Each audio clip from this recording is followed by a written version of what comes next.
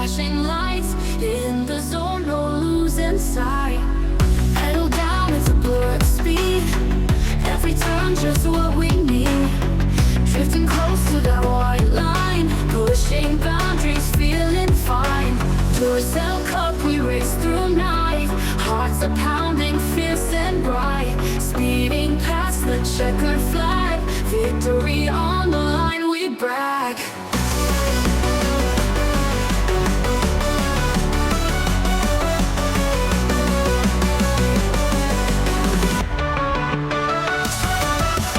Helmet on, the world fades out. Focus sharp among the shouts. From the start to finish line, through the chaos we all shine. Grip the wheel tight, knuckles white. Thrill of danger heightens might. Crowds electric, senses burn. In this circus shadows turn. Lap by lap we chase the dream. Rivals' eyes flash in the beam. Sweat and tears we fight as one. In the end we rise like sun.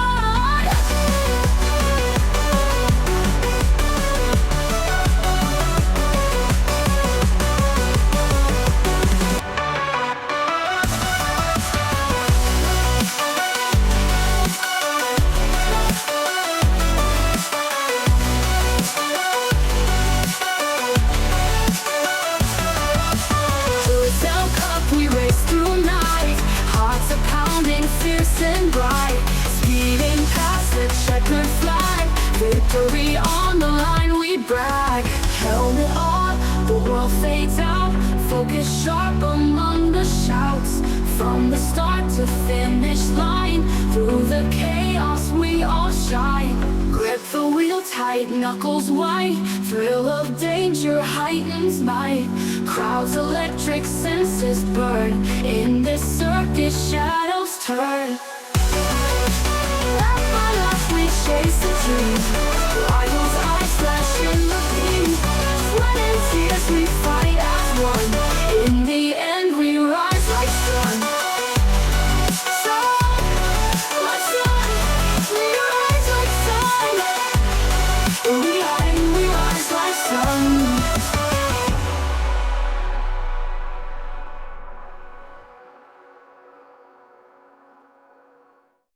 Engine roar, crowd goes wild. Fuel's on fire, adrenaline piled. Nights alive with flashing lights. In the zone, no losing sight. Pedal down, it's a blur of speed. Every turn just what we need. Drifting close to that white line. Pushing boundaries, feeling fine. Duracell cup, we race through night. Hearts are pounding, fierce and bright. Speeding past the checkered flag. Victory on the line, we brag.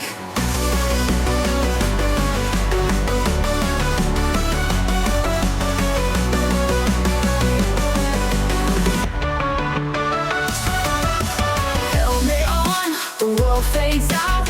Focus sharp among the shouts. From the start to finish line, through the chaos we all shine. Grip the wheel tight, knuckles white. Thrill of danger heightens might.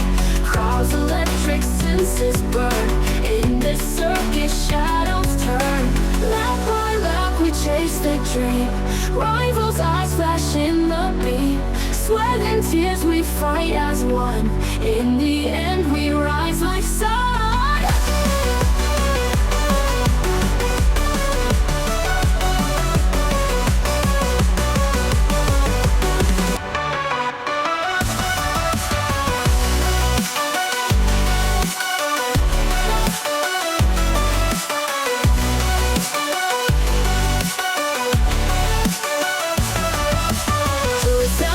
We race through night, hearts are pounding, fierce and bright. Speeding past the checkered flag, victory on the line, we brag. Helmet on, the world fades out. Focus sharp among the shouts. From the start to finish line, through the chaos we all shine. Grip the wheel tight, knuckles white. Thrill of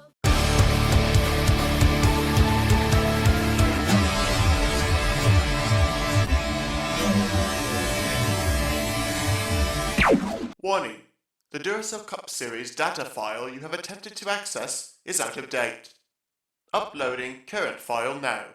It's a brand new car from stem to stern, and it's never been raced at these speeds. The next gen car is opportunity. Everything is different with the exception of like the seat, the steering wheel, and your helmet. Unknown creates excitement. Talking about my generation.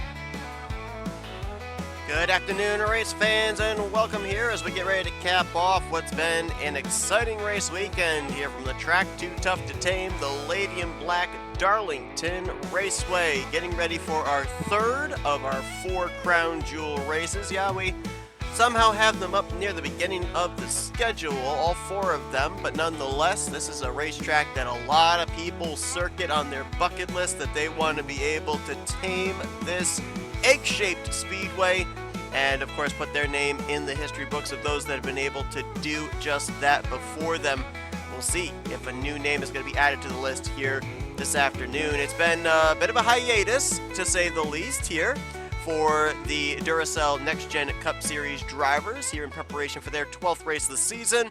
Got to go back a few months to the last time they were on the track at I-69 Speedway, but Fortnite Squad Racing saw champion driver Carson Gum pick up his second win on the season, making him the third multi-time winner so far this year, joining Destin Bolin and Matt Haas as well.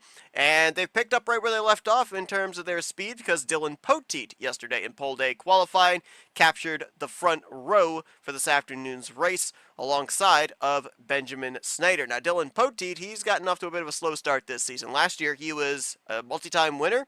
He was in the Final Four for the championship in the finale. This season, though, he's 28th in the standings, and he only has 1 top 10 in the first 11 races. So he's definitely looking at this opportunity to get to victory lane, but I think even more so, he's just looking for a good, consistent run to, in essence, springboard his season, get it turned around, and get back to the championship battling caliber form that he was in back in Season 7. Darlington Raceway is a tough racetrack, but we have also seen here in the past in Cup Series, we have seen drivers get their first career wins here. Benny Watson, Jack Mitchell, a couple of names that jump to mind of drivers that got their very first checkered flags at this venue. You go all the way back to Season 1 when Benny Watson was able to do it. So we have had drivers that don't necessarily have a lot of experience with winning here in the Duracell Next Gen Cup Series that have been able to tame a difficult technical track like this. We'll take a look at our next 3 drivers on the outside of row 1 and the entirety of row number 2. Benjamin Snyder, yet to go to victory lane, was close at Sonoma a couple of seasons ago, but he found a new home here at Blue Oval Automotive. We know they bring fast race cars. Had good speed in qualifying yesterday. Could he get his first career win? How about Autumn Brooks? She's one of just a few drivers here this weekend that pulled double duty in the lights race yesterday and the cup race here today. She had good qualifying effort, had to qualify her way into the go or go home, followed it up with a podium starting spot here this evening. Could we see her get her first career win? And Eric Monaco, who last season, well, dominated in a sense the Light Series, went on to win that championship, got signed to Lake Effect Autosport here this season in the Cup Series.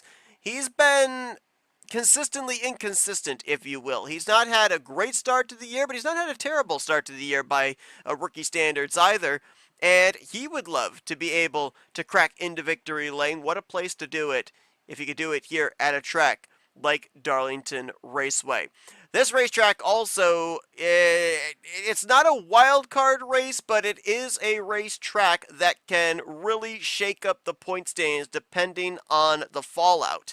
And we will have to see here this afternoon if indeed a lot of drivers that come into this race running well in points will find themselves outside of a playoff position, or on the flip side, drivers that aren't even in the playoff conversation right now, if their fortunes can turn and they could find themselves in championship conversation heading into the second half of this regular season. It's also the last opportunity for drivers to be able to win their way into the All-Star race if they have not already gotten themselves in via the criteria. So we will take a look and see at the conclusion of 147 laps who is indeed going to be able to conquer this venue. Let's go down trackside. Let's get those most famous words in motorsports here from Darlington and get ready for today's marathon at the track too tough to tame.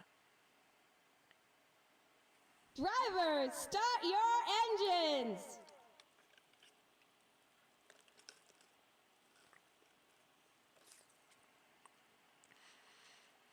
Pace truck going to lead the field off of pit road. Looks like everybody's rolling. And on the right side of your screen, you see the 42 car starting lineup for this afternoon's Cup Series race. Let's give you a look at what the playoffs look like coming into this afternoon after the fallout of I-69 Speedway a couple of months ago. James Quall is your current points leader, 7 points in hand over Carson Gum. Levi McIntyre sits third in points, 13 points back. 19 out is Jack Mitchell, and 30 points back in fifth is Ryan Brommer. The last 5 drivers in currently on points: Alexander Rowe, Benjamin Miles, Matt McIntyre, Quentin Moore jumps up into the top 10, and Eric Sadler. Wildcard spots, right now 3 of them, 2 former winners outside of the top 10. 2-time winner Matt Haas, who's 12th overall in points. 2-time winner Destin Bone, who's 25th overall in points. Nathan Ormond is the only 1-time winner in wildcard spot. He's 25th in the standings, which means the last 3 wildcard positions currently go to the highest in points without a win outside the top 10.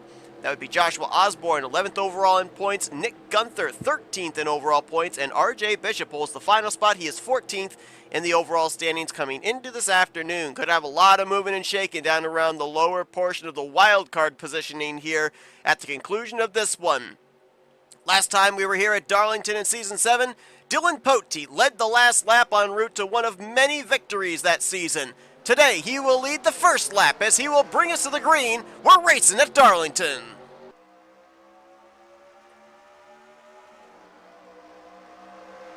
We've got a lot of former Darlington winners in the field here this afternoon. As a matter of fact, I believe 6 of the previous 7 winners are all in the field. The only one not going to be participating this afternoon, Matthew Rodriguez, who took the checkers here back in Season 6.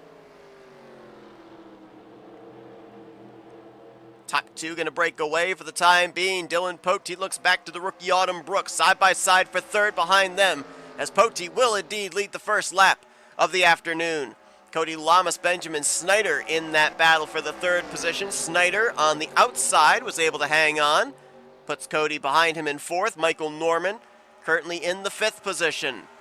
There's Eric Monaco, who started on the outside of row 2, freight trained on that outside line. He's starting to fall back to the latter half of the top 10. Already you start to see drivers searching around for clean air. So Autumn Brooks run about a half groove lower than Poteet that time through 3 and 4. Poteet though with a great exit, and he's going to start to gap Brooks. Snyder has cleared Cody for 3rd place. Now he looks to run up on the Spider-Man Mazda. Cody trying to hang tough in 4th place, and not side by side, but nose to tail, I should say, for that 5th position. Michael Norman back to Laura Chung. Talked about the fact that a number of drivers got their first career wins here, and we have 6 former Darlington winners in the field. Poteet, of course, the defending winner of this race. We mentioned Watson and Mitchell. You can also add into that category Dylan Young, Keith Batson, and I'm now all of a sudden just blanked out on who the other driver is. It'll come to me, I'll remember. Cole Deaver, that's who the other driver was that's formerly won here at Darlington.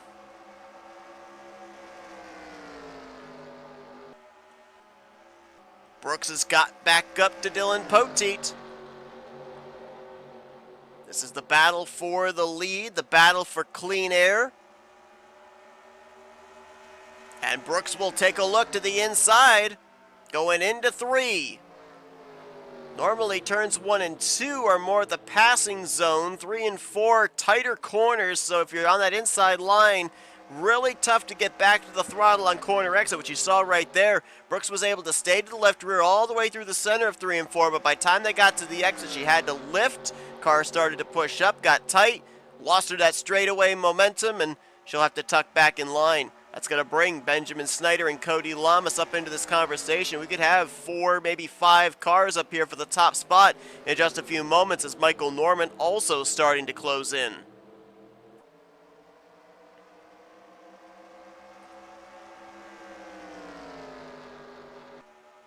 Pit road and pit road strategy played a big part into the outcome of yesterday's Light Series race.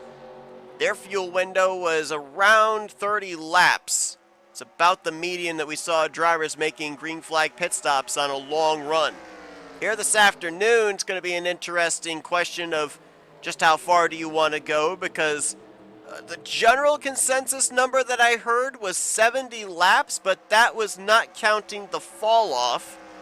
So we could end up seeing drivers coming to pit road here, maybe even as early as 50 laps into this race. But as I said, maybe as long as 75 laps into this race. So we could be potentially looking at 2 different types of strategies here this afternoon. We could have some drivers that think they could maybe stretch it far enough to be able to only do 1 stop to the finish if we don't see a caution at any point between now and the checkers. But we may have, I think we're probably, for the most part, going to see drivers go with the 2-stop strategy here this afternoon. Brooks going to try again. We were going to go back and look at the battle for 3rd, and Brooks is going to make the pass handily over Dylan Poteet.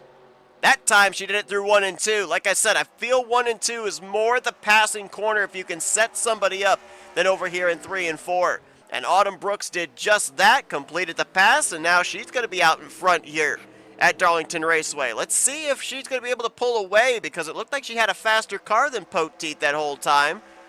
Now we'll get an idea if Poteet can reel her back in or not, or if Autumn Brooks will start to open up some distance. Here's the battle for 3rd place. Benjamin Snyder. Look at the run that Cody Lamas is able to get right there through the center of 1 and 2. Darlington is definitely considered a momentum track. We talk about that all the time at tracks like Auto Club and Michigan. The track we're going to next week, Chicagoland, but Darlington's a momentum track as well, because if you lose momentum, there are going to be hungry drivers behind you willing to take advantage, and really momentum is gained in 2 ways. 1, in the line that you choose, and 2, in how well you preserve the tires for the long run, because if you use those things up early, you're going to find yourself middle, late in the run, slipping and sliding around. And sliding around a track like this scrubs off speed, and scrubbing off speed, obviously, scrubs off momentum. Charles Sanford is now caught up to the tail end of this group as well, holding down the 7th position. Former champion of the series. Charles coming into this race currently 36th in points. There are a bunch of drivers that are going to be, when we get to the end of this first half of the regular season, looking back at these first 12 races and thinking, man, what did we do wrong? What can we adjust on? Charles is going to be one of those drivers. Other drivers that will fall into that category would have to be another former champion and Caleb Fogler, the defending champion Jessica Shelton, Austin LaPlante, Kyler Sustre, Kyle Matthews, another former champion of the series. I mean, you know, we talked about when Shelton won the championship last year, how it was 3 championships in a row for S3 Motorsports. Well, those 3 champions, as a matter of fact, if you want to also throw in Caleb Fogler, when he and Kyle had the championship as the team championship back in season 5, all 4 of those drivers, Fogler, Matthews, Shelton, and Sanford, none of them are inside the top 30 in points here after 11 races. Now, granted, Fogler is no longer with the organization. He's now over with Blue Oval Automotive, but The only S3 Motorsports driver that is even having a remotely decent season right now would be Cole Deaver, who is 15th in overall points. One thing I was going to be very curious about was the ability of passing here today. We already saw Autumn Brooks take the lead from Poteet. There's a pass made for third. Cody Lamas getting by Benjamin Snyder. Michael Norman now trying to take advantage and move to fourth. Chung trying to drop Snyder out of the top 5. We had some big-name drivers yesterday afternoon in qualifying that did not really do all that well on the speed charts and started out back. One of them, the driver that came into this weekend, it seemingly with all the momentum after his second win in the season last time out at I-69 Speedway, that being Carson Gum. He was a multi-time winner coming into this weekend. He, of course, is in that hunt for the championship points lead, or the overall points lead, I should say, regular season points lead against James Qualls. But he qualified on the final row. And right now, my scoring has him back in the 35th position. So he has gained about 6 spots since the drop of the green flag. So passing is possible, but I have a feeling you're going to have to do it methodically this afternoon. You're not going to be able to pick up big chunks of track position. Another driver that's actually quite a ways back there as well is Jack Mitchell, who, as we talked about, got his first career win at this venue. He's also been running very well in the point standings this year, was actually leading the points heading into the last race at I-69 Speedway before dropping 3 spots in the standings to now 4th in overall, 19 points out of the points lead, and right now he's mired back in the 38th position. Anthony McCurry right there behind him, and we also talked about the fact that RJ Bishop comes into this one in the final wild card position. If the season were to have ended when the checkered flag waved last race at I-69 Speedway, Bishop would be going championship racing. But he's got a lot of hungry drivers just below him in the point standings that would love to take that final 16th wild card spot, which of course is not set in stone. We got a lot of regular season still to go. But you look at drivers like Cole Deaver, Zachary Fitzwater, Laura Chung, Michael Norman, Reggie Fogelman, Daniel Bouchard. They are all less than 20 points behind RJ Bishop right now. And with RJ mired back, this last time scored in 40th place.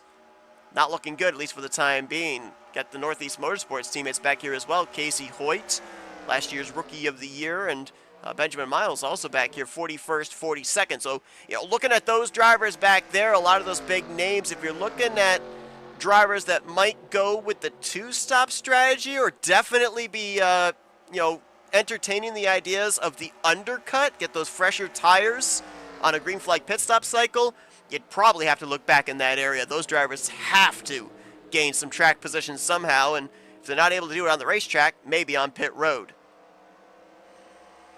One thing I love about these type of racetracks too, where they're so abrasive on the tires, is we get an idea on the long run who has a good long run car. Right now, looking at our race leaders, we have already got over a second of fall off, about 1.2 to 1.4 seconds of fall off, depending on the variation of the lap times here.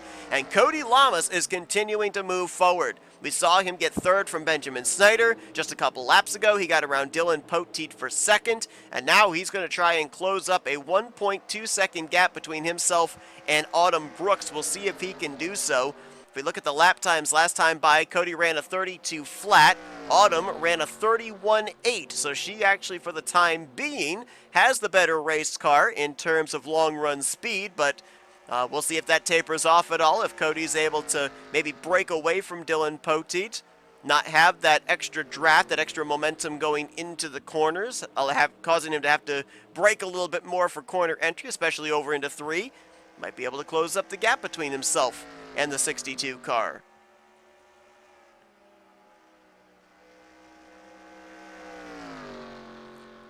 We mentioned on the grid about Autumn Brooks, one of just a few drivers that is pulling the double here this weekend.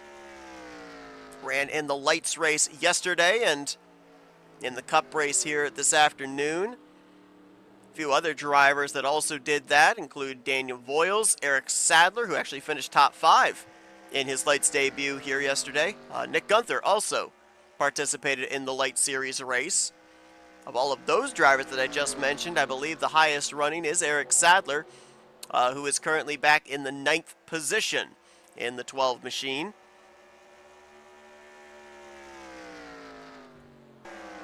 Cody still has not been able to break away from Dylan Poteet. As a matter of fact, they're about to have some company. Michael Norman closing up in the 22 car to make it a 3-man fight for the runner-up spot.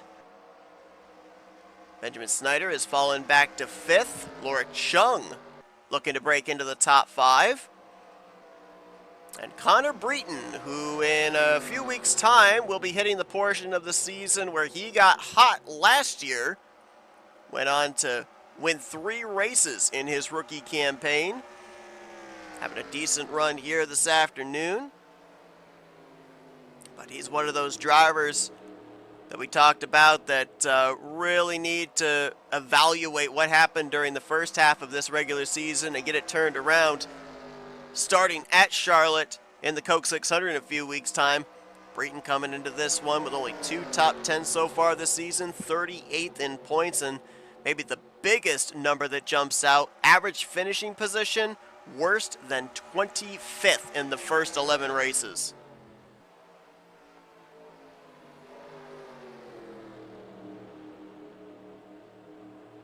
Let's find out where some of our front runners in the point standings are, just outside of the top 10. Quentin Moore right now holding down the 10th position in front of Levi McIntyre. Quentin gained 4 spots in the standings last time out, I-69 Speedway, to move up into the top 10, currently in a playoff position.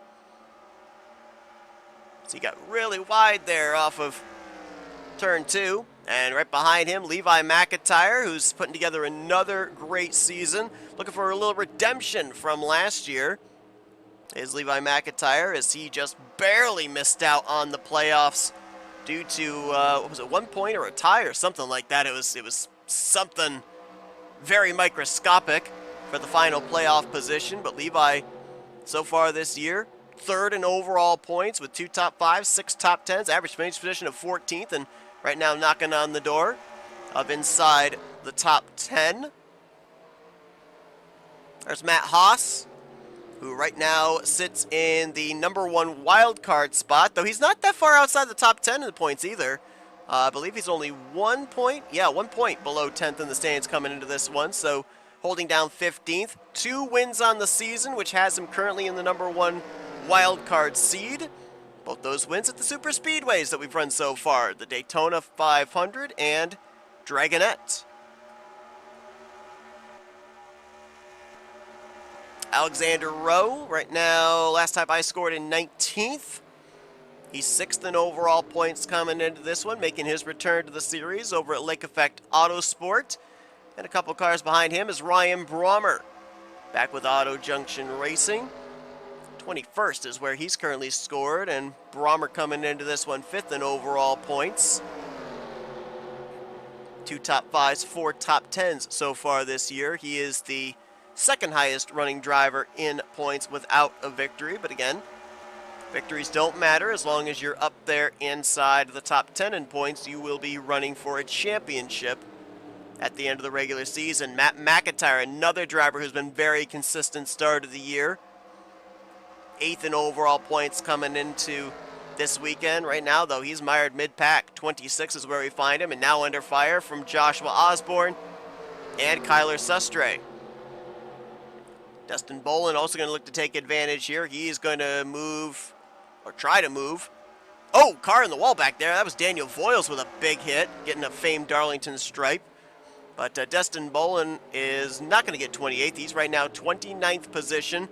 Destin is right now the 2nd wildcard driver, but he is 25th in points. He is precariously down around that 3rd in the standings cut line. 9 points to the good. Needs to open up a lot more distance between himself and that cut line, and he'll make a pass there on Kyler Sustre to move up to the 28th spot, but he's got a lot more work to do here this afternoon. James Qualls came in the points leader. Right now he is mired back in the 30th position. That's the bad news. The good news is he's running higher than Carson Gum, But if I'm looking at this right now, Levi McIntyre live point standings would show him as the current points leader. But again, a lot can change between now and the checkered flag. There's Benny Watson, former winner at this racetrack, the inaugural Darlington winner, as a matter of fact. Qualified his way into the show and knockout qualifying yesterday. Third entry out of Fortnite Squad Racing here this afternoon. And speaking of Fortnite Squad Racing, if we go all the way back here, there is Carson Gum. Right now, 39th place is where he is currently scored. The defending winner from last time out at I-69 Speedway. And he qualified back on the final row and has not made up much progress since the drop of the green flag. So he and James Qualls both might be in a bit of danger, as Benjamin Miles has lost touch even with the 24 car now. That car is very much so tapering off. Cody's been able to shake Poteet, and now it is a mano-a-mano between himself and the 62. If we're looking at lap times right now, Cody last time by ran in the high 32s, a 32.7. Autumn Brooks ran a 33 flat, so Cody is closing, and you can see it right there visibly as he is chipping away 2 to 3 tenths a lap between himself and the rookie.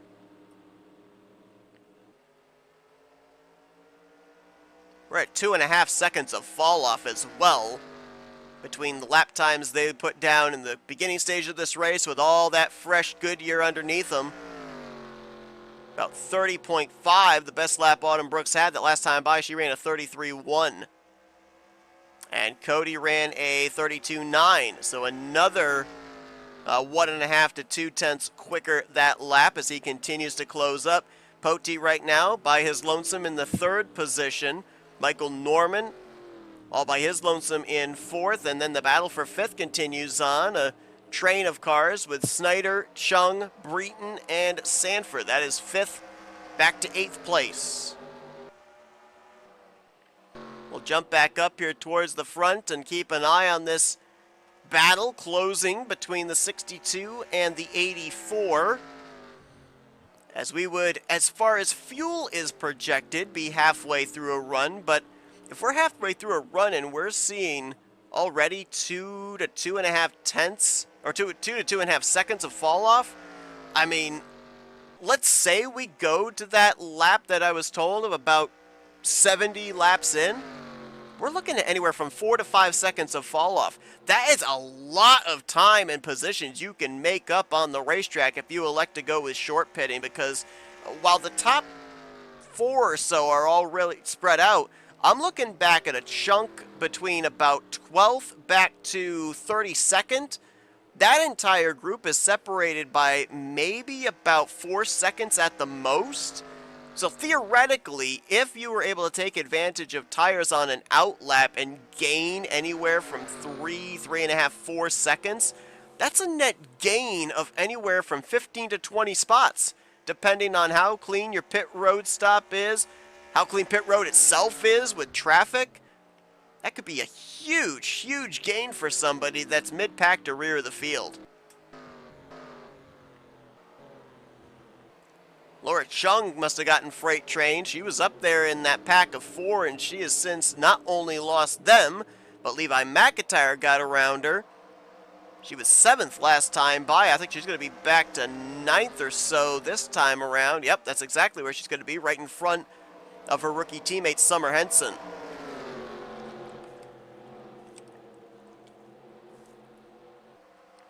We've had a lot of fun scenarios that we've kept track of here at the beginning of the season, but one that I think doesn't get nearly the attention it deserves, and it has been a lot of fun to watch, has been the rookie points battle. We've got 5 full-time rookies. 4 of them are chartered. So Bryce Egan, who failed to make the show here this week, he's quite a ways down there in the point stands, obviously, as well. The announcement of him being another driver for Haas Racing was made a ways into the start of the season, so he started out already at a disadvantage. But the 4 chartered rookies, Eric Sadler, Eric Monaco, Daniel Bouchard, and Summer Henson, normally we'll end up having 1 or 2 rookies that will pull away and battle for the Rookie of the Year honors, and then you have kind of those also ran category drivers. That's not the case here. After 11 races, Eric Seidler, Eric Monaco, they're tied for the rookie points lead with 91 points apiece. The other two rookies, Summer Henson, Danny Bouchard, guess how many points they've got? 90. So only 1 point separates the 4 full-time rookies in Rookie of the Year honor standings. That is crazy. And I'm hoping that we can continue to have this close a battle between all of them for the entire season. It's unlikely. There's probably going to be that 1 or 2 rookies that's going to break out midway portion of the season, heading into the playoff segment of the season. But, man, I mean, can you imagine if we ended up having 4 drivers with, say, less than 3, 4, 5 points separating them in the season finale with the Rookie of the Year title on the line? It might actually be a more exciting battle than for the overall championship. Who knows? Driver that is on the move is Connor Breton in the Interstate Battery Chevrolet out of Northeast Motorsports. We saw him get around Michael Norman, move up another spot in the top 5, and now he'll look to close up the gap between himself and Dylan Poteet. I'm looking right now, and he's got about the 2nd or 3rd fastest lap times on the racetrack right now. Cody Lamas and Laura Chung also up inside the top 3 for fastest laps here this far into the run.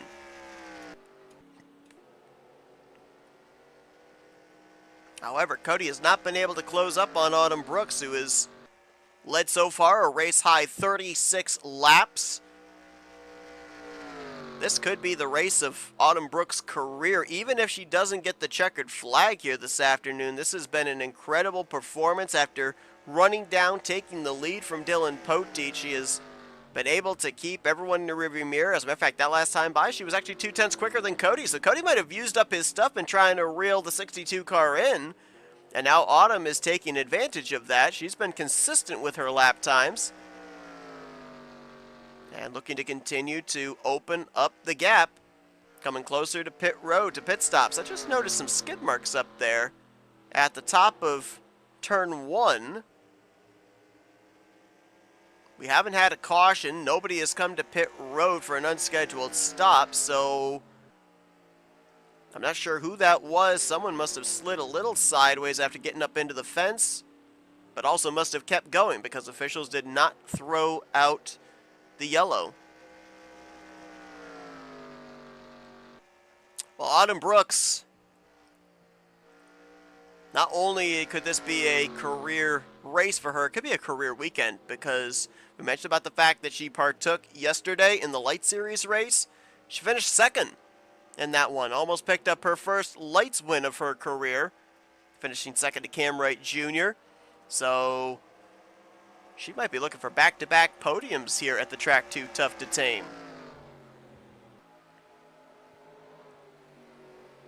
Garage 55, the newly formed organization. We've already seen history made with Mazda.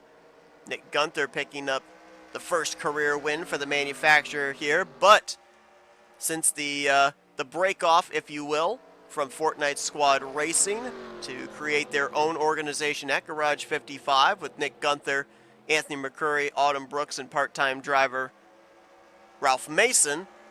Autumn looking to get the organization's very first career win here in Duracell Next Gen Cup Series competition. As we watch this battle for 4th place, Michael Norman trying to close up along with Levi McIntyre, who I believe is now also starting to creep into the category of some of the fastest cars on the long run. Levi was a 2-time winner last season. As we documented, barely missed out on advancing into the playoffs to run for the championship, but this year been very consistent. The only thing that he's lacking is a checkered flag. Highest in the points without a win. 3rd positioning right now, and 6th on the racetrack.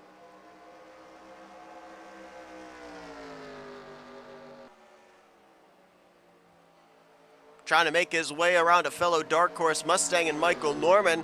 Let's go on board. This far into a run, just how much on throttle time is going on behind the wheel of that 7-Up Zero Sugar Ford?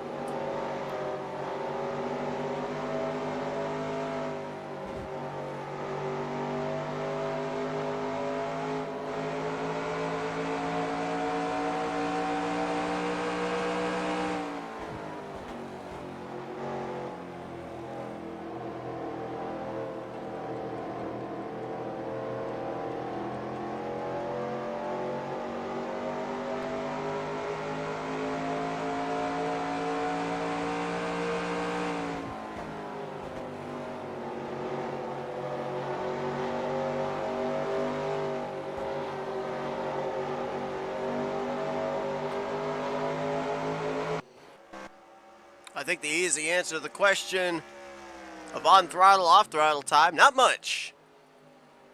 Almost crawling around this racetrack here, and doesn't look like he has really the confidence to try and make a move. Saw a couple of opportunities there where it looked like he was getting a run on corner exit, but just maybe doesn't feel that his car's got the stability with the older tires to hold the inside line if he's to make a move on the 22. Right now seems content to ride in the 6th position.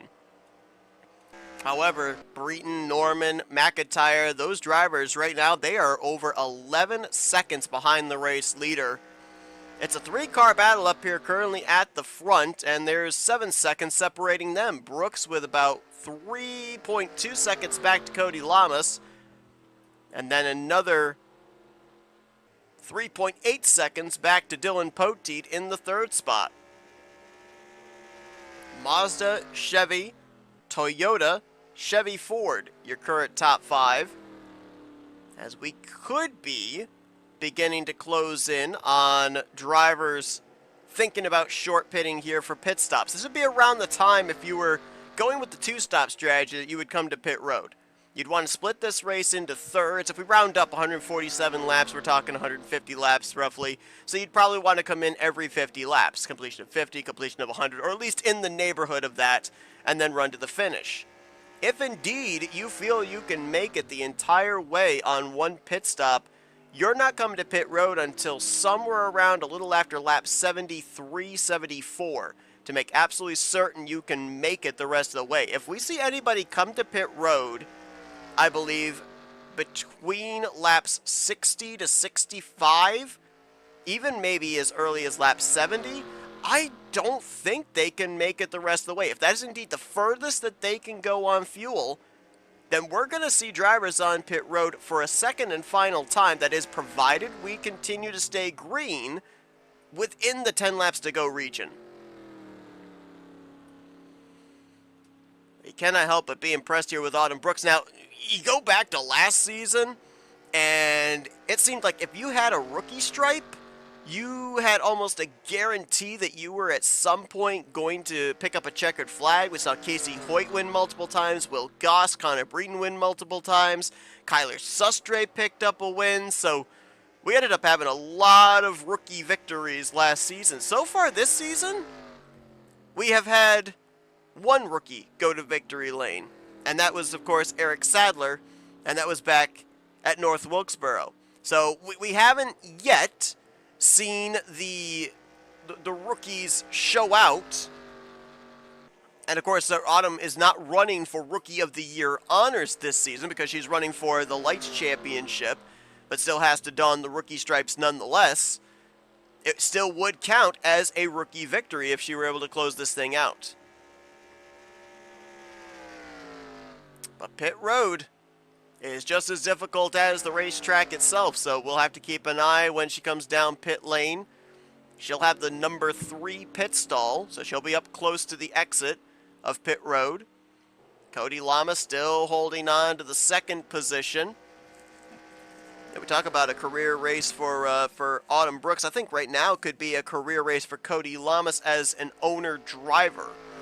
Cody branching off to form Llama Racing a couple of seasons ago, and it has been, well, for lack of a better term, really a struggle. Really struggled first year. They were down around the 30th position in points. They improved a little bit better last season, but not by leaps and bounds. This season, Cody coming into this race 24th in points, which doesn't sound great, but comparative to his previous 2 seasons, is actually pretty good, and he's looking good right now. So, I mean, you know, there is a good chance for Cody Lamas to maybe use Darlington as his turnaround race, and this thing's not over either. Granted, he's still continuing to lose time to Autumn Brooks. That last time by, he was almost half second slower. But when we make the pit stop, these drivers are going to have the opportunity for adjustments. And they could swing the adjustment wrong on the 62, swing the adjustments correct on the 84, the 31 of our pole sitter Dylan Poteet, and they could reel Autumn Brooks back in. Another thing that's going to be interesting as well, that really is not a term used in stock car racing necessarily, but the delta.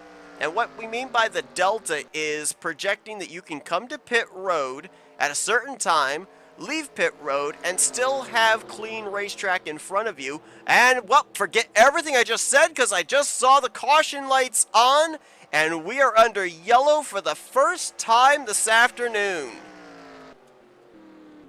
Smoke on the bottom of the racetrack there. That is Reggie Fogelman. The Taco Bell Camry out of Haas Racing.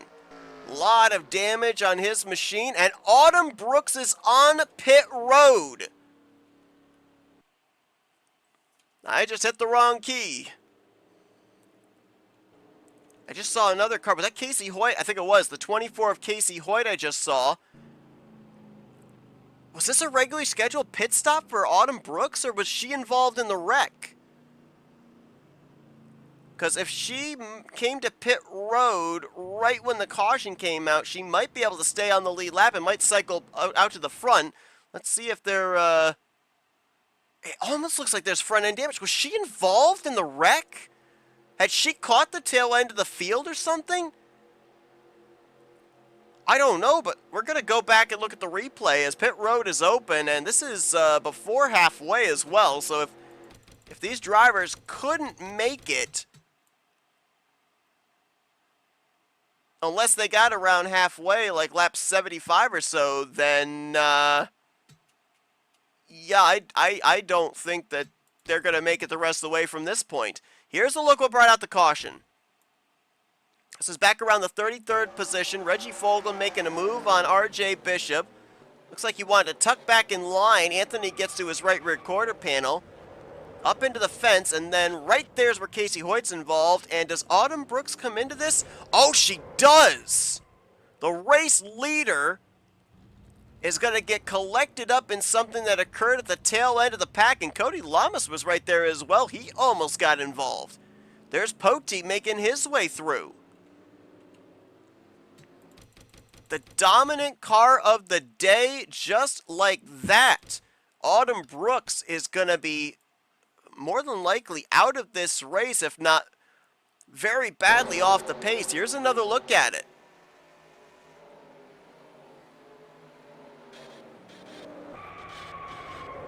Watch the 24 right there. And then as the 5s try to get turned back around, there's Autumn Brooks. And she takes a huge shot with the right front. Cody got a little side swipe there on the 5, so he might have had some damage. But talk about going from an all-time high to an all-time low. Autumn Brooks was looking like she may be en route to her best finish of her career, maybe even a win. And just like that, looks like she is done for the day. Yeah, they've pushed the 62 back behind the wall. That is a tough, tough break for her.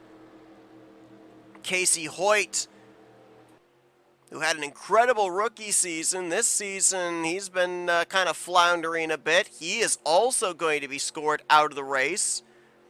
And jury is still out on Reggie Fogelman, who sits in his pit stall. He's already 2 laps down, and I'm now seeing, yep, they are actually putting the hood down and pushing him to the garage area. So that will be 3 drivers out of this race after our first caution of the afternoon, just crossing 60 laps into today's race at Darlington. And it will take out the driver that has led 52 of the completed 63 laps. This will also bring everybody back together. The field was very much so spread out.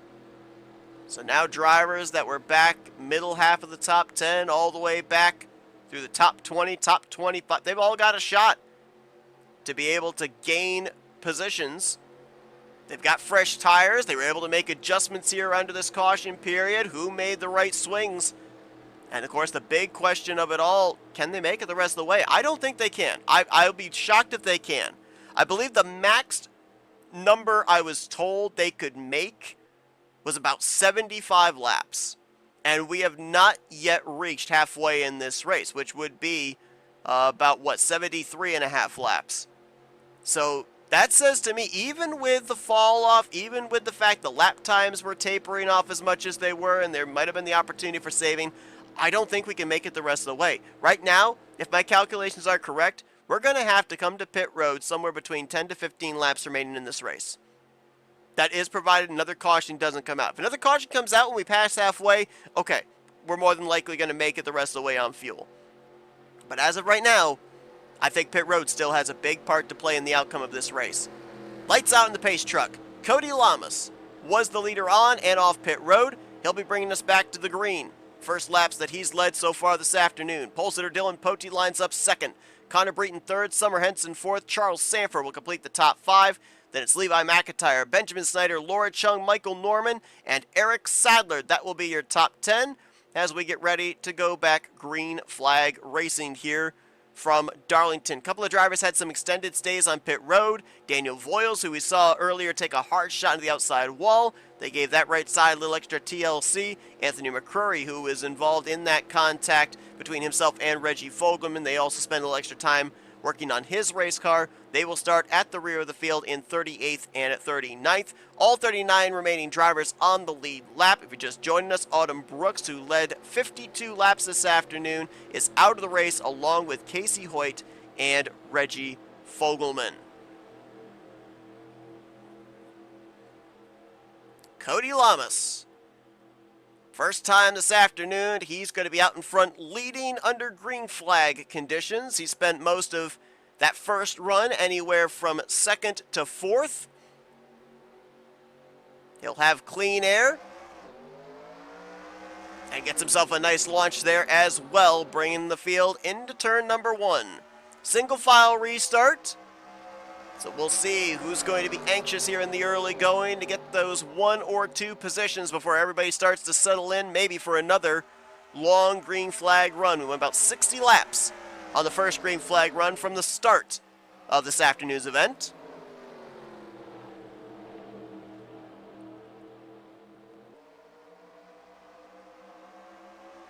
Single file all the way back through about the entire top 10. It wasn't until about 10-15 laps into the first run that we started to see drivers really make passes. I believe it was lap 9 when Autumn Brooks made the pass on Dylan Pote for the first lead change of the afternoon. So we'll wait and see if maybe his tires wear a little bit and the grip starts to go away, making maneuverability a little bit more difficult, if that's maybe the sweet spot of when it's time to start making some passes here. Right now, everybody, for the most part, with the equal footing, could be on a pretty even playing field.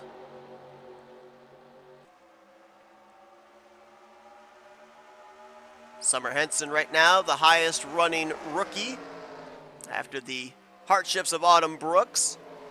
Trying to hold off Charles Sanford and Levi McIntyre. Remember, we talked about a few drivers that looked like they had really good long-run cars near the middle to ending portion of that first run. That's one of them right there in Connor Breton. Levi McIntyre and Summer Henson were among some of them as, make that Laura Chung rather, and Levi McIntyre were among some of the others. As Breton moves into second place, and he will look to close up now for the top position on Cody Lamas. We mentioned that last season, Connor Breton went to victory lane, I believe it was 3 times. Really started popping off around the midway portion of the regular season, just before the All-Star break at Texas. He won the longest race of the season at Charlotte to kick off the second half of the regular season, and then just before the playoffs, ended up getting his 3rd win at Kentucky. So this is around the time of the season, if the trends continue, that he would look for that momentum back, and he is closing up very quickly on Cody Lamas. That caution may have been exactly what this 88 team needed, as he's going to get right to the back bumper of the Carvana Chevrolet. Is he going to look to make a move here? Not down into turn 3. More than likely, we're going to see him do it over here in 1 and 2 if he can get the run off of 4. He's there. Does he have the momentum? Nope, Cody's not going to give him enough room to be able to show the nose here in 1 and 2. You saw the flames come out of the exhaust pipes as he had to bail out of the throttle to avoid running into the back of Cody. Cody doing a great job with defensive driving here, not giving Breton the lane he wants, and in doing so, this may be allowing Dylan Pote to close up. Boy, he really backed up Breton and through the center of 3 and 4 there. Look at the momentum the 88 car lost down the front straightaway.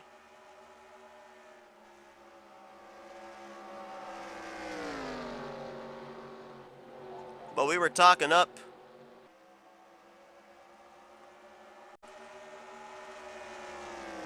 Sorry about that, folks. Had a brief interruption, and I completely forgot what it was I was even talking about before I had to cut off here. So apologies for that, but how about this battle for the lead now? Connor Breton all over the back bumper of Cody Lamas. Dylan Poteet right there as well.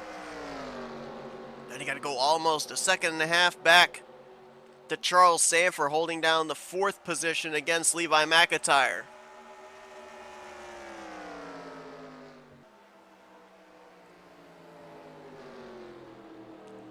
Let's follow that 4th place battle. As a matter of fact, Levi, little higher on the racetrack there through 3 and 4. Going to get a nice run down the front straightaway. If he had been able to get to the inside, that might have been a great opportunity for him to pass for 4th place. He had the momentum. And 1 and 2 has proved to be the passing corners rather than over in the narrower 3 and 4.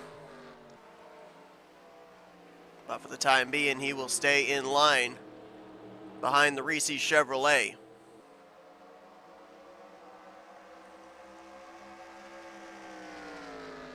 Only 2 of our full-time drivers coming into this afternoon's race are yet to score a top 10 this season. And right now, it doesn't look like either of them are in line to do so this weekend, unless they end up having some kind of really good race strategy near the closing stage of this race as the battle is off for the lead. Ooh, there was nearly contact right there between Lamas and Breton. But Jessica Shelton, Kyler Sustre, the 2 drivers that are yet to score a top 10 this season. And right now, Sustre is in 31st, Shelton right behind him in 32nd.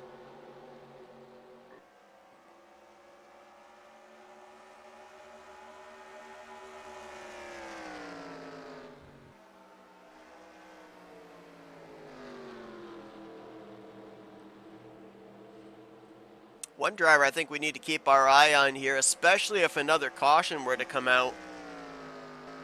He rolled off the grid dead last, and he's now up to the 23rd position.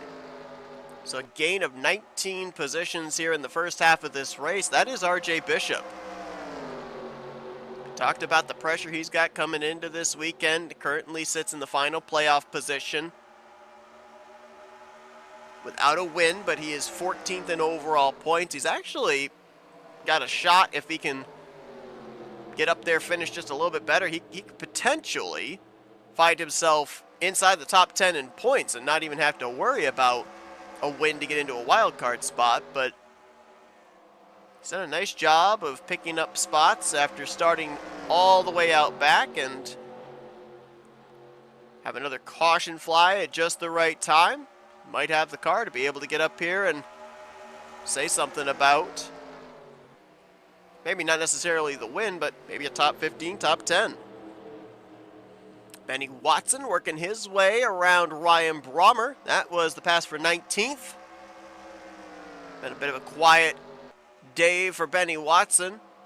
One of the 2 drivers that qualified into this race on speed. Autumn Brooks, of course, was the other. If you're just joining us, Autumn Brooks is out of the race, but that's after she led a career-high 52 laps this afternoon.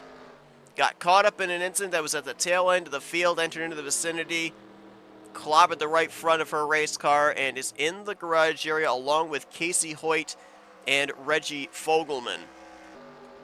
So the finishing result for the 62 will not translate to just how strong a race car she had, as A little further up, just outside of the top 10, this is 11th place under contest. Joshua Osborne working his way by Eric Sadler. Eric, who was in the lights race here yesterday, finished top 5 as a matter of fact. Getting freight trained on the top side. Now he'll hang on to, what would that be, 13th, 12th, make it for the 12 car against Caleb Fogler, but Osborne will move up to the 11th spot and now looks to see if he can crack the top 10. Good battle here, three-way battle for 8th. Summer Henson looking back to Michael Norman and Quentin Moore. Michael Norman's team dropped the ball on pit road. Michael was, I believe, around 5th when pit road was open, left pit road in 9th.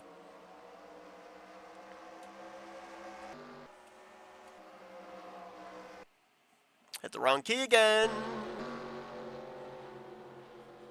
Been an impressive run today for Benjamin Snyder after starting on the outside of the front row. Right now in 6th place.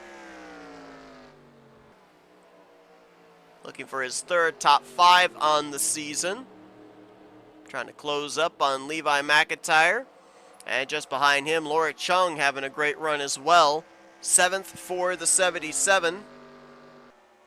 And Laura Chung was 17th in points coming to this one. Only one top 10 so far this year.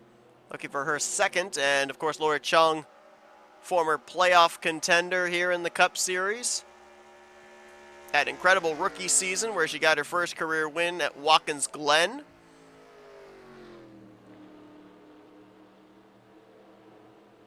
And with where she's running right now in relation to some of the other drivers that were in some of those final wild card spots, being up there in points like Nick Gunther, RJ Bishop, Laura Chung could find herself up in the reading off of the playoff grid when we get to next week. Which, by the way, talking about next week, we're going to be at Chicagoland Speedway, and it will just be the Cup Series drivers next week. Lights are off until the second half of the regular season resumes at Charlotte, so you'll see the Cup Series drivers for quite a bit here the next coming weeks.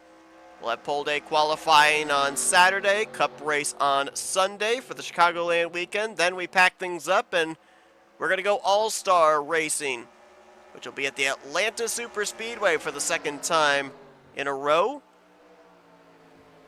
Of the All-Star Open, the All-Star Race. Then the following week, it'll be the doubleheader to kick off the, well, you know, we usually call it the chase towards the championship. I said this yesterday as we got a 2nd place exchange right there. Breton gets back around Dylan Poteet's good 3-way battle for the top position right here. But yesterday in the lights race, the conclusion, I called it the push towards the playoffs. And I feel like that seems a little more apropos. That might be what we go with here as Breton, oh, he's thinking about this. He's putting the pressure on Cody for the top spot.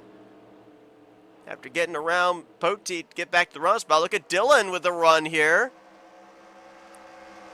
Boy, these three, they're going to be duking it out. And Breton showed the nose. Cody drove it in. Gaps Breton at least through the entry to the center. Let's see if Breton gains it back here on the exit. But in 3 weeks' time, we'll have the... Whoa, wait a minute, hold the phone. Breton to the bottom.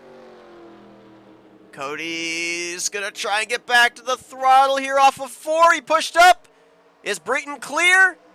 He is clear. Connor Breton will go to the lead.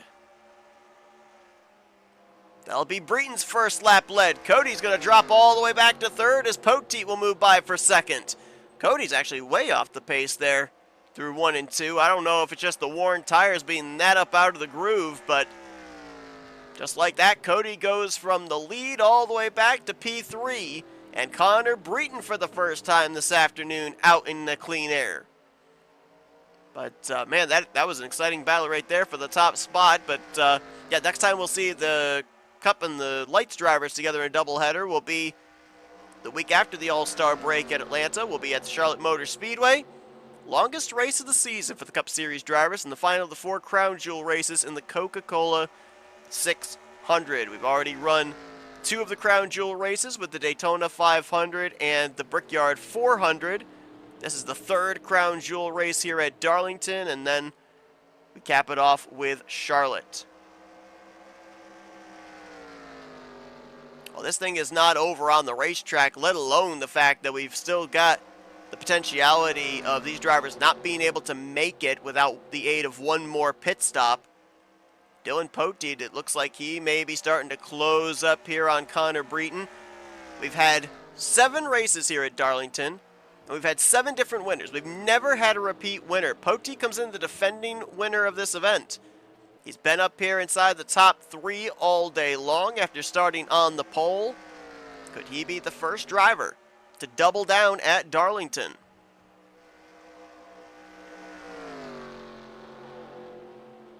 Trying to remember back as well, I believe, I'll have to double check on this, but I believe Toyota has the most wins in Darlington history. Poteet last season, Matthew Rodriguez the season before, Benny Watson in the very first race that we ran here back in season 1. Ford has victories with Keith Batson and Dylan Young.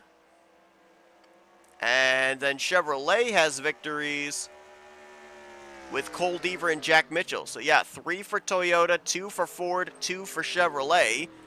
If Breton's able to win, that would tie Chevy with Toyota for most wins.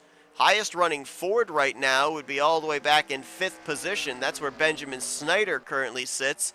He actually got around Levi McIntyre for the spot about 10 laps ago.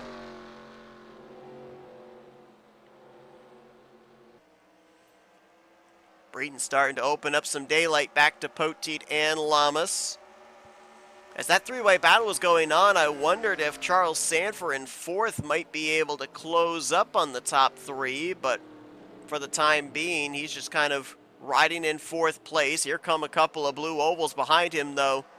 Benjamin Snyder and Levi McIntyre in 5th and 6th positions. This would be a good 3-way battle for the latter spots inside of the top 5.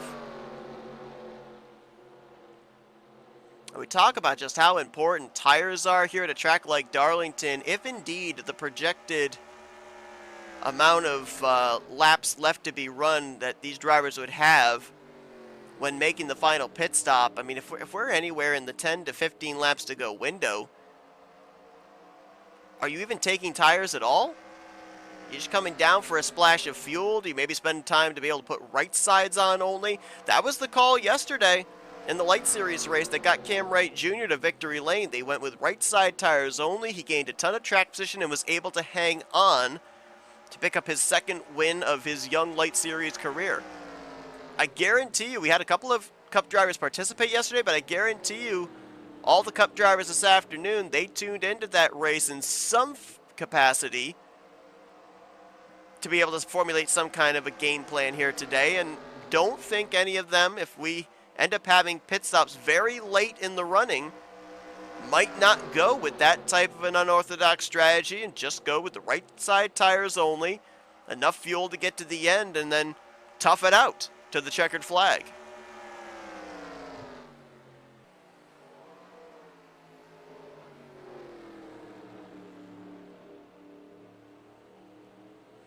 Now, we ended up seeing on the last run, just before the caution came out, Autumn Brooks come into the vicinity of drivers that wrecked near the tail end of the field. As of right now, there is the possibility Connor Breton could encounter the tail end of the field and potential slower traffic. Let's see where he is off of turn 2 in relation to the tail end of the lead lap. Actually, he's off turn 4 right there. There is Jessica Shelton, who is just now making her way through the center of 1 and 2. So there's less than half a racetrack before Breton would start encountering traffic. Shelton quite a ways back from then the next car, which would be Zachary Fitzwater. Nick Gunther's back here. Keith Batson, Eric Monaco, and others. But if Breton catches up to Shelton, has some difficulty, that could be what Poteet and Lamas need to be able to take advantage.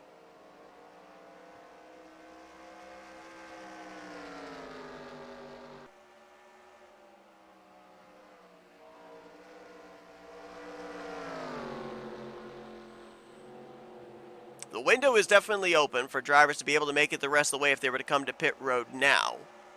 But I think the thought process for all of them is they want to spend only the amount of time on pit road necessary to fill up the race car, and that's it. Then they want to be gone. Battle for second place here, nose to tail. Though I don't really think this is much of a battle. I don't think Cody's got any thoughts of making a move on Poteet for the runner-up spot. I think right now these two are in ride mode, trying to maintain as little a gap as possible between themselves and Connor Breton, so that way they're within striking distance. Maybe play the strategy on the undercut if indeed we end up having ourselves a final pit stop. But if they race amongst themselves, they're not only going to use up their equipment, use up their tires, they're also going to lose ground to the 88. So I think right now Cody is kind of already conveyed to Poteet, hey, I'm just going to ride here behind you. Not going to force the issue. Let's see if we can just maintain, maybe with a little bit of draft here down these straightaways. Close up the gap a little bit between ourselves and the race leader. Right now, though, it doesn't seem to be working because Connor Breton is putting down lap times much quicker than those other two. He is anywhere from 2 to 3/10 quicker each lap and is now eclipsed 2.5 seconds between himself and second and third place.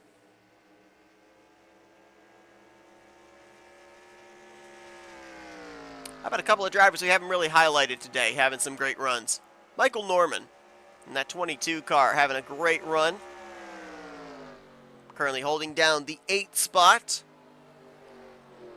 Michael coming into this one 18th in the point stands. Had a great run last time out at I-69 Speedway. As a matter of fact, it was a pretty good day overall for Michael Norman Motorsports. Their rookie driver Daniel Bouchard did well and moved up 6 spots in the standings.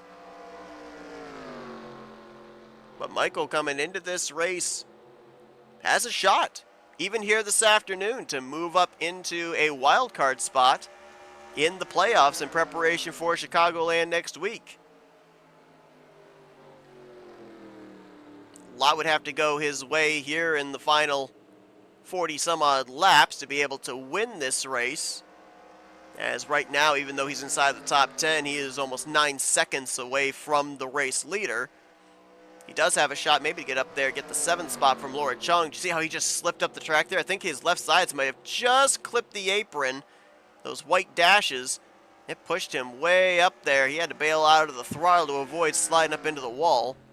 So the handling is definitely going away on these race cars. But having a very solid outing right there. And Joshua Osborne also having a great run. Currently behind his Joanne Atwood Motorsports teammate Quentin Moore, but solidly inside the top 10. Joshua was another driver just outside the top 10 in points. 1 point outside of the top 10, 11th in overall standings. And right now, I think he would move up into the top 10 in points with where he's currently running. As here's Alexander Rowe right behind him as well in the 46. He's also having a very good run this afternoon.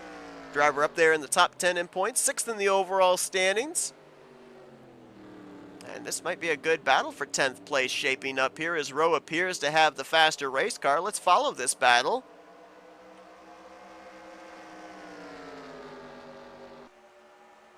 As next time by, it'll be 40 laps to go. Osborne way up the track there through 1 and 2. Trying to rotate through the center. Get a good run off of 2 down the back straightaway, and he will open up a little bit of distance between himself and Rowe. Actually closing up on the back bumper of his teammate for 9th. That'd be Quentin Moore.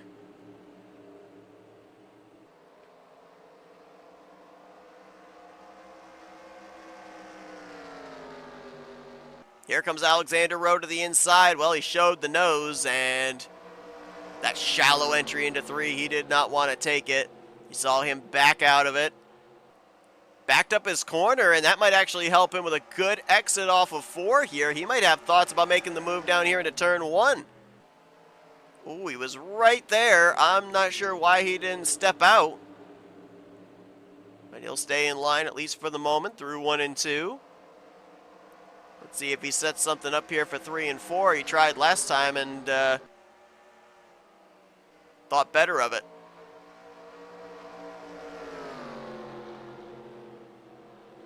Not much in terms of battles going up anywhere further at the front of the field. Closest battle right now is Snyder and McIntyre, but I think they've kind of decided to ride for the moment behind Charles Sanford. Lama still continues to ride behind Poteet as Breton continues to show the way. Looks like as of right now, unless Breton leads to the conclusion, Autumn Brooks is in command of the bonus point for most laps led. She led 52 laps this afternoon before the unfortunate circumstances took her out of the race. Cody Lamas has led 27 laps. Breton just led his 23rd lap of the afternoon, and then Dylan Poteet led the first 8. Those are the only 4 drivers that have led so far this afternoon at Darlington.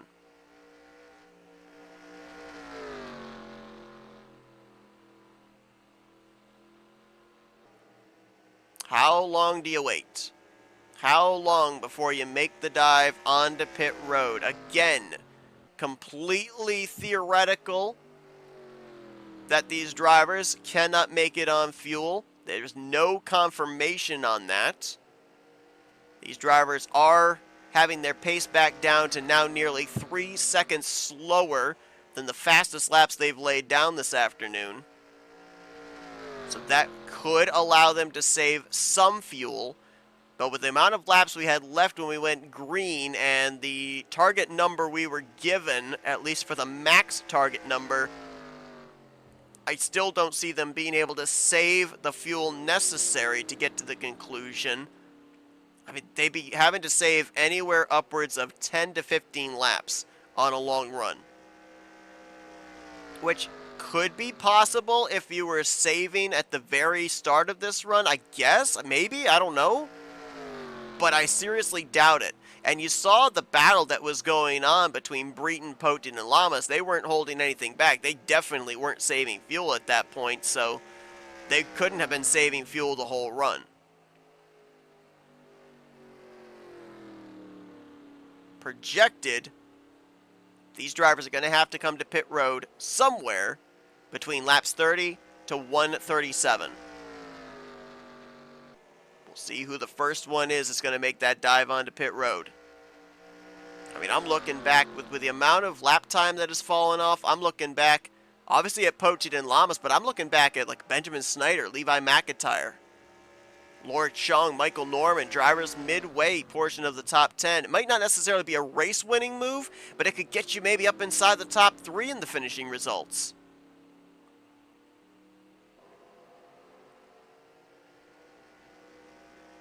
I know you run the risk that drivers that pit much later on in this race are going to potentially go with a 2-tire stop, or maybe not take on any tires at all and go with fuel only. But I feel even if you're a driver back there, let's say you're a driver that's really struggling in the point standings, you don't have a whole lot to lose right now if the strategy doesn't work out. I'm looking at Caleb Vogler in the 11th position. We've already documented he's outside the top 35 in points, 37th coming into tonight's race. I mean, why not gamble? Come down pit road right now. Put 4 fresh tires on. There's drivers on pit road right there. Yeah, here we go. James Qualls is in. Cole Deaver. Eric Monaco. Keith Batson. Zachary Fitzwater. Gunther. Here comes Charles Sanford in. Benjamin Snyder. Levi McIntyre. So here's some of your drivers mid-portion of the top 10 coming down pit road.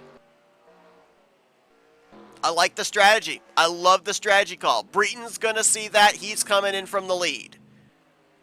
Poteet's coming in. Cody's coming in. Does anybody now try and run a little bit longer on strategy? Norman's in. Chung is in. Rowe is in. Watson's coming in. Destin Boland's going to stay out. This is a bold strategy. Destin, who is just inside the top 30 in points, 2-time winner on the season, rolling the dice here. Gonna see if he can go a little bit longer, have a little bit shorter of a pit stop potentially. They're showing him in second. I don't know who the other, if there was another driver that stayed out. I don't think another driver stayed out. I think Breton may have led the lap on pit road, and that's why they've got the 02 scored in second place. If he has a pit stall past the start-finish line, he'll lead this lap. But he's coming in. And I believe he's the last driver that we needed to have pit. Sanford was able to gap Snyder and McIntyre. There's Poteet. Lamas was actually able to get off pit road ahead of Poteet. And where's Breton? There's Breton coming off pit road, and he's actually been able to lap a couple of drivers with this green flag pit stop cycle. Nathan Ormond is going to be a lap down, as well as Jack Mitchell, but if Ormond can get up here and race it up with Breton, that might actually slow Breton down and help drivers like Cody and Poteet. Actually, no, Charles Sanford, the undercut from fourth place has now moved him up to second, and now he's the one that's going to be gunning for Breton potentially for this win. And look who Breton has in front of him. Jessica Shelton, a teammate to that 03. Breton is in a lot of traffic right now. Charles Sanford has no traffic ahead of him for the time being. We got to keep an eye on lap times here, because after that cycle, Charles Sanford was 3.7 seconds behind Breton. Let's see if with about little less than 30 laps to go, can Sanford close up the gap? Look at the traffic here that Breton has to deal with. Shelton in front, Nathan Norman, Jack Mitchell behind.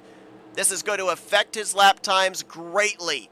And how about the strategy call with the undercut for Charles Sanford? He cycles to second. Snyder will move up to third. Cody drops back to fourth. Levi McIntyre in fifth. And Poteet drops from third place back to sixth. Quentin Moore will be seventh. Eric Sadler, Caleb Fogler, Michael Norman. That is your top 10. And another driver that was part of that undercut strategy going to gain a lot. Your points leader, James Qualls, was mid-pack for most of the day. He has cycled out to the 14th position here, with a shot of maybe maintaining his points lead heading into Chicagoland. Looking at lap times, Connor Breton last time by about a tenth slower than Charles Sanford. This time by, he was actually surprisingly a little bit quicker. As Sanford right now, according to scoring, is 3.6 seconds back. He's got time, but does he have the speed? Breton, look at the inside of Shelton. Can he make the move? Shelton says no.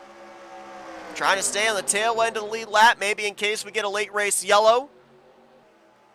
We'd have enough laps for a restart, so Shelton wants to stay on the lead lap. Right now, Nathan Norman, Jack Mitchell back there are the only two cars one lap down. Sanford that time with a good lap time, 30.948. Breton, however, ran in the 8s. He ran a 30.835.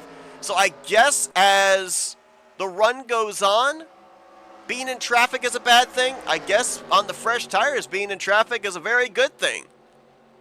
Question is, are there enough laps for those tires to taper off and Sanford to gain the advantage on the long run? Breton has had a better long run car, it has seemed, than Charles Sanford. Going to be keeping a very close look here on these lap times and see if the pendulum of momentum swings into the camp of the 03. I would have thought that having the 94 in front of him would actually be a detriment to Connor Breton. Dirty air to the nose, not the turnability he wants through the center of the corner, but if anything, it seems to be, in a sense, helping him a little bit. That last time by, Breton was faster than Sanford again.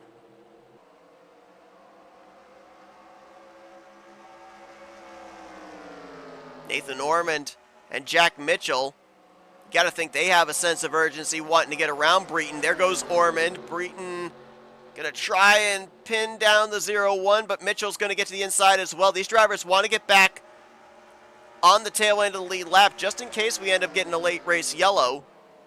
Ooh, look at that. Mitchell's going to move the leader up out of the way. He says, I don't care if you're racing for a win.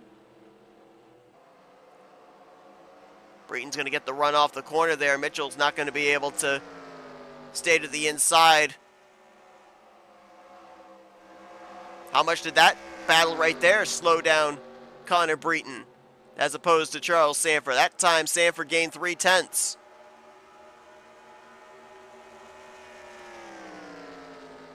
Connor Breton last year got his first, second, and third wins of his Duracell Next Gen Cup Series careers.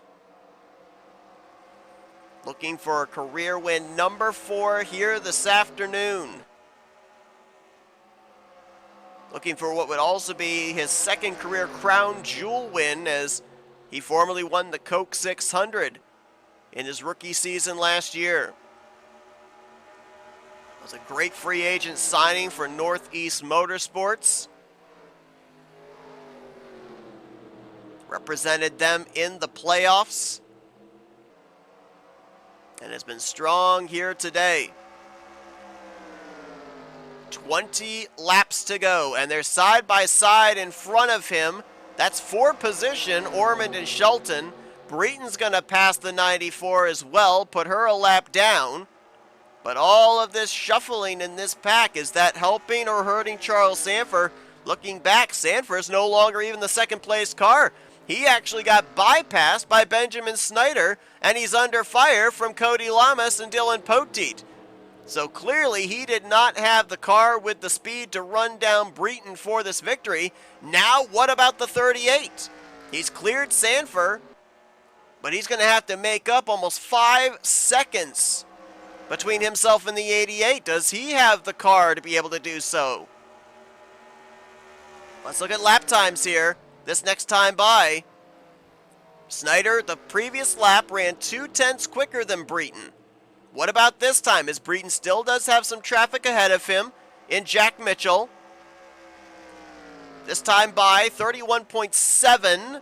Snyder, who's got Sanford right there behind him, 31.7 as well. They pretty much evened out. Maybe slight advantage to Breton by 0.8. I feel like a lot's going to have to go Benjamin Snyder's way here to get his first career win. He's going to need Breton to use up all his stuff here. And Snyder, the problem for him is he has not been able to pull away from Charles Sanford, Dylan Poteet, or Cody Lamas. That could be a 4-way battle for second for the remainder of this race, which is going to stifle their opportunity to be able to close up the gap to Connor Breton. Breton's trying to get around Jack Mitchell. I'm not sure if I would force the issue with any of these cars. They're going to fight to stay on the tail end of the lead lap. You're just putting yourself in a bit of a situation here. If you try passing them, you're obviously using up more of your equipment in the attempt to pass them. Unless you absolutely have to push the go button. If I'm Connor Breton, I'm riding right now behind the former Darlington winner, Mitchell. You've got over 5 seconds back to your nearest competition. You're running anywhere from 1 to 0.4 quicker each lap. So if I'm that Interstate Battery Chevrolet, I am in complete ride mode right now. Ride, log laps, tick them away. Closing in on 10 laps to go. And they'll be side by side ahead of him there. Zachary Fitzwater going to get bypassed by Jack Mitchell. That's for position. That was for, I believe, the 37th spot. May not seem like much right now. Not going to look good on the finishing results, but a position is a point and could be very important at the close of this regular season. Let's drop back here, see about the second position. Snyder gapping third, which right now is a 4-car train with Sanford, Lamas, Poteet, and then Levi McIntyre looking to break back into the top 5.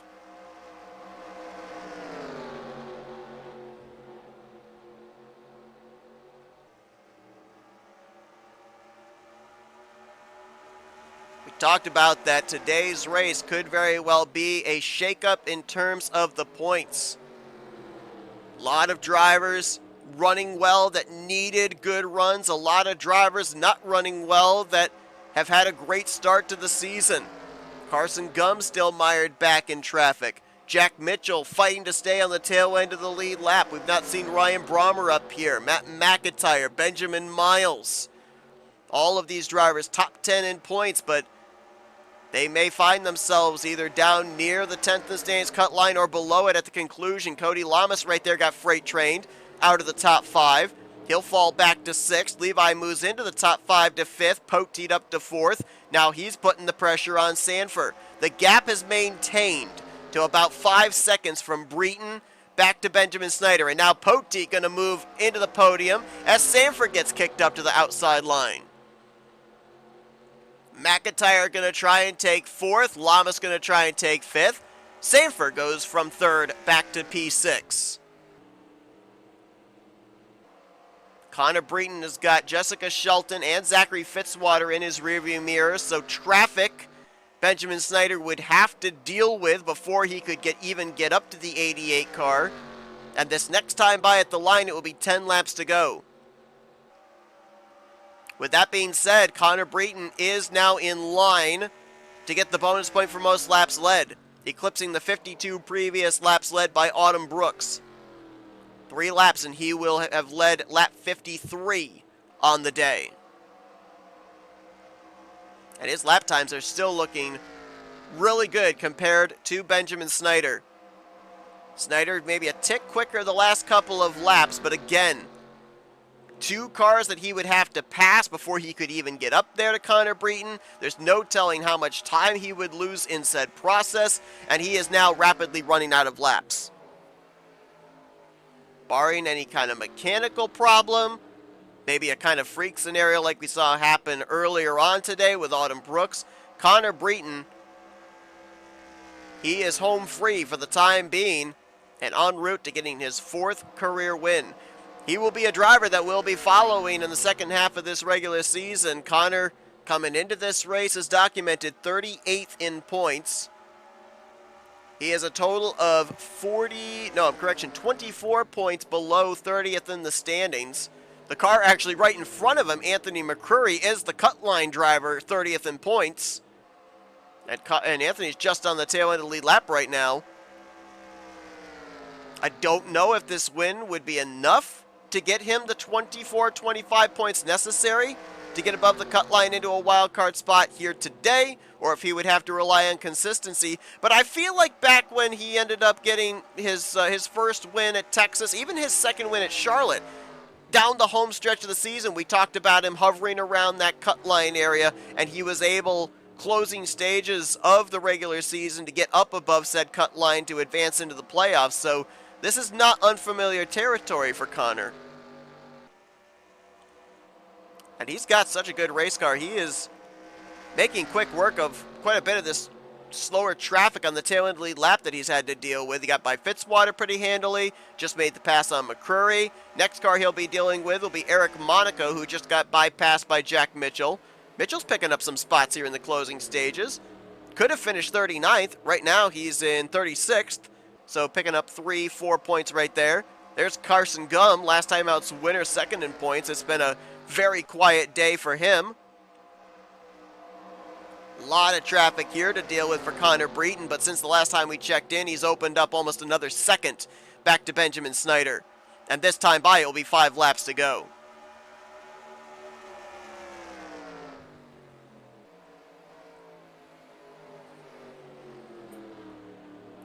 Good fighting back here for positions inside the top 5. Dylan Poteet has caught Jessica Shelton. He did make his way around Benjamin Snyder to move up to the runner-up spot. Snyder now back to 3rd. Levi McIntyre and Cody Lamas trying to close up in 4th and 5th.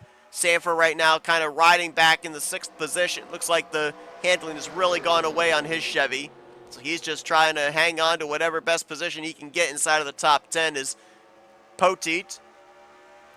After starting on the pole, leading the first 8 laps, right now en route to finish in the runner-up position. Going to be a good points day for him, well needed.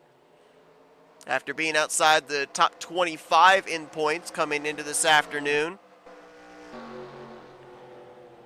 Breton kind of boxed in right now with Eric Monaco ahead, Anthony McCurry behind. But again, still enjoying now 6.5 seconds back to second place. Just ride, just don't make any mistakes. I'm sure that's the communication from crew chief to spotter to driver, who hit the line for 3 laps to go.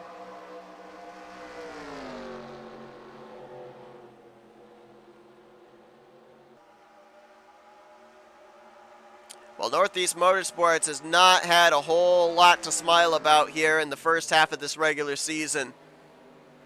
Benjamin Miles mired down, or it's really been the only driver that's been strong for the team this year, consistent inside the top 10, 7th in overall point. He was actually, for a good portion of the first half of this regular season, in the conversation for regular season points leader. But Breton, Casey Hoyt, who they brought on as a free agent over to the Northeast Motorsports camp from the Ford camp, and Austin LaPlante, they have all struggled this season. But the first win for the organization here in Season 8 looks like it's going to be in the form of Connor Breton, who is looking for his 4th career win in only his 2nd full-time season. He had 3 as a rookie last season, and this season looking to tackle one of the toughest tracks on the schedule. A lot of traffic ahead of him, but this time by, he's going to see the flag he's been wanting to see. Through 3 and 4 for the final time. Crawling at a snail's pace with all of that mayhem in front of him. Connor Breton maybe locking himself into the playoffs. First step complete. He's going to win here this afternoon at Darlington Raceway. Next on the agenda, he'll look to work his way into the top 30 in points, and if history's anything to go by in his rookie season last year, he may add on a couple more victories before the regular season concludes. One of the best race cars on the day on the long run. You go back to the only caution we had this afternoon. That allowed him to close up on the top 5, and he made the most of it, worked his way to the lead, gapped whoever was in second place, was able to maintain said gap, and he is going to be going to victory lane. He becomes the 8th different driver to go to victory lane this season. Career win number 4 for Connor Breton out of the Northeast Motorsports organization. Long one here this afternoon. It's going to be even longer in a few weeks' time at Charlotte. We've got Chicagoland next week to bookend it. And, of course, we've got the All-Star break at the Atlanta Super Speedway. Breton was already locked into this upcoming season's All-Star race with his victory at Charlotte and the follow-up victory he had in the middle portion of the regular season last year. But this just solidifies it even more that he will be locked into the All-Star race for Season 8, as he'll pick up the win. We're looking at the official finisher results with Dylan Pote bringing it home in 2nd. Benjamin Snyder will complete the podium with 3rd. Levi McIntyre will finish in 4th, and Cody Lamas in 5th. 6th will be Charles Sanford, Michael Norman in 7th. Summer Henson's going to get Rookie of the Race, as she'll finish in 8th. 9th for Caleb Fogler, and Joshua Osborne will finish in 10th. Quentin Moore, another great consistent run for him in 11th. Daniel Bouchard, we didn't talk about him at all today. Good run in 12th. James Qualls came in the points leader, qualified mid-pack, had to utilize a lot of long run pace and maybe some pit strategy there on the green flag pit stop, but he's going to bring it home in 13th. Eric Sadler will finish in 14th, and Alexander Rowe will complete the top 15. Laura Chung 16th, Dustin Boland 17th. 18th for Benny Watson, Matt Haas and Cole Deaver will complete the top 20. 21st for RJ Bishop, Kyler Sustre 22nd. 23rd was Matt McIntyre, Daniel Voiles 24th, Nick Gunther in 25th. 26th for Kyle Matthews, Ryan Brommer, not going to be the points that he was looking for. 27th for him, same for Benjamin Miles in 28th. 29th place is Austin LaPlante. Jesse Turner completes top 30. Keith Batson will finish 31st. Dylan Young in 32nd. Couple of former Darlington winners right there. Carson Gum, who came in 2nd in points, 33rd for him, so he'll take a little tumble through the top 10 overall standings. Nathan Orman finishes in 34th. Bad points day for another former Darlington winner there in Jack Mitchell in 35th. and he managed to just barely finish on the tail lead lap, as did Eric Monaco in 36th. Anthony McCurry, Zachary Fitzwater, Jessica Shelton all finished a lap down. Autumn Brooks, who led 52 laps in the early stages of this race, got caught up in our only caution of the day while leading, finishes 40th. Casey Hoyt will finish in 42nd, and Reggie Fogelman in 41st rather for Casey Hoyt, and 42nd for Reggie Fogelman. 3 drivers out of the race, 39 drivers finished, 36 on the lead lap. But for the most part, in the second half of this race, they were all chasing Connor Breton, who picks up the checkered flag here, first one of season 8 at Darlington. What a crazy long race here today at the track too tough to tame. Next week, we cap off this first half of the regular season. Just the Cup drivers. They'll be at the Chicagoland Speedway. Pole day qualifying on Saturday. Main event on Sunday. Before we head into a little bit of mid-season fun with the All-Star Race weekend at the Atlanta Motor Speedway. Then we go back to work for both Lights and Cup at Charlotte Motor Speedway. Both series begin their push to the playoffs. But thank you all so much for tuning in today's race here from Darlington. If you enjoyed it, be sure to give this video a like, subscribe, part of the crew today. We have shown you full 50 results. You're now looking at your point stands as a result of today's race. And until next week, from Chicagoland Speedway, I've been Seth Cole. You've been watching another broadcast courtesy of NNSCRA TV, offline racing at its best.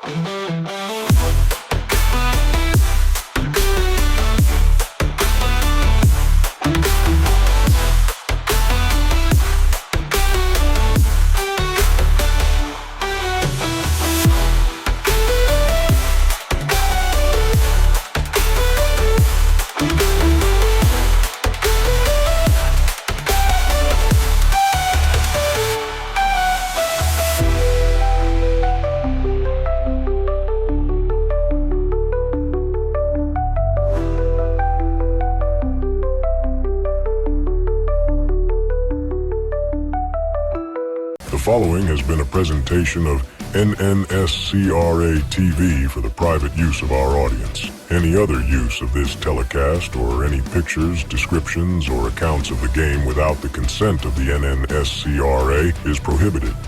NNSCRA would like to thank all of our loyal fans, and we hope you enjoyed today's broadcast.